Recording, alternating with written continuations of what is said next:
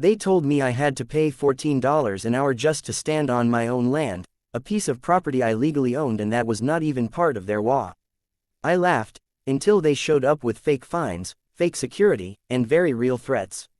What they didn't know was that I had already documented everything, and one signature buried in a county archive was about to turn their little power trip into the most expensive mistake of their lives. If you enjoy jaw-dropping HOA karma, quiet revenge, and powerful twists where bullies get exactly what they deserve, hit subscribe now, because this story proves that when an HOA messes with the wrong person, they don't just lose, they collapse. I bought the land for peace, that was the whole point. Sitting beside a manicured lakeside community run by a very proud HOA, and from day one I knew I was the outsider because my lot sat just beyond their boundary line, technically county land with a private deed, no covenants, no HOA fees, no rules except state law, which suited me perfectly because after 20 years of corporate life I wanted quiet mornings, simple weekends, and the freedom to walk my own property without asking permission from a committee. So when I first noticed a man in a reflective vest standing near my fence with a clipboard staring at me like I was trespassing, I assumed it was a misunderstanding and waved politely, but instead of waving back he approached and told me I was violating community presence regulations by occupying land adjacent to the HOA lake without paying the hourly access supervision fee of $14 an hour, and I laughed because it sounded absurd, like a bad prank, and I told him calmly that I owned this land and it wasn't part of the HOA, but he didn't laugh. He just pointed to a laminated badge that said, Community Compliance Officer, and said rules were rules,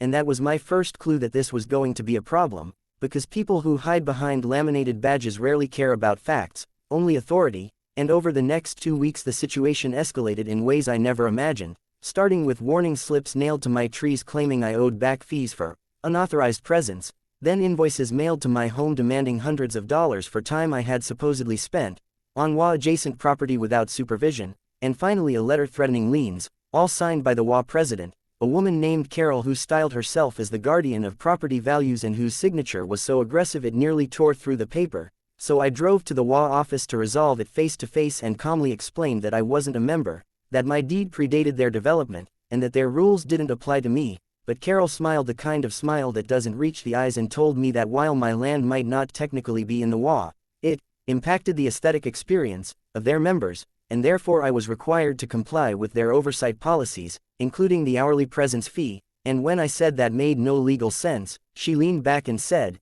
it will once our attorneys get involved, and that was when I realized this wasn't about money, not really, it was about control, about punishing the one piece of land they couldn't dominate. So instead of arguing further I nodded, thanked her for her time, and went home to start documenting everything, because if there's one thing I learned in corporate life it's that bullies thrive on chaos and collapse under documentation. So I installed cameras, logged every interaction, kept every letter, and quietly visited the county clerk's office where I requested the full development history of the HOA and the original land surveys for my parcel, and that was when I found the first crack in their armor. Buried in a dusty file was a right-of-way easement that ran straight through the HOA's prized walking trail and connected directly to my land, meaning their trail legally existed because of my property, not the other way around, and more importantly it explicitly stated that no fees or restrictions could be imposed by the HOA on the easement holder, which was me. So armed with that knowledge I waited, because patience is a powerful weapon, and sure enough the HOA escalated again, this time sending 2 uniformed, community security officers, who told me I needed to leave my own land unless I paid the hourly fee up front, and when I asked under what authority they were acting, they said HOA authority, and I asked them to put that in writing, which they refused, so I smiled and told them they were trespassing, and that was when one of them threatened to call the police, so I encouraged him to do so, because I knew exactly what would happen, and when the sheriff arrived and I calmly showed my deed, the easement, and the threatening letters, his expression changed, because law enforcement doesn't like private organizations pretending to have police powers,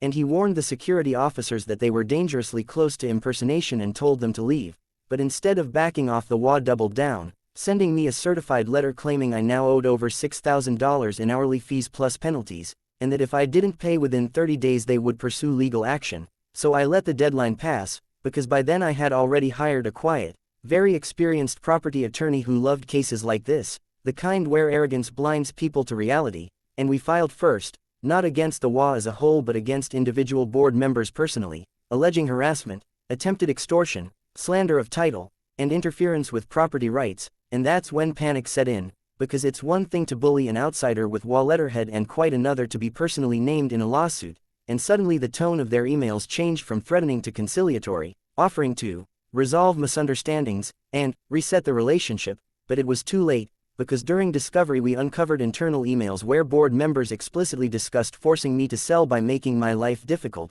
including one message from Carol stating that if they made it expensive enough for me to exist there, I'd eventually cave, and that single sentence destroyed them, because intent matters, and when their insurance refused to cover intentional acts, the HOA tried to settle quietly, offering to waive all fees and even pay me a small amount, but I declined, because this was no longer about me, it was about stopping them from doing this to the next person. So we went to court, and the judge was not amused, especially by the imaginary hourly fee for existing on one's own property, and in his ruling he didn't just dismiss their claims, he issued an injunction permanently barring the HOA from contacting me, fined them for abuse of authority, awarded me damages, and referred their security operation to the state for investigation, which led to fines and the revocation of their uniforms, and the final twist came when property values in the HOA dipped after the lawsuit became public, because buyers don't like communities known for overreach in lawsuits, and within a year Carol resigned, 3 board members moved away, and the HOA quietly amended its bylaws to remove the very language they had tried to weaponize against me,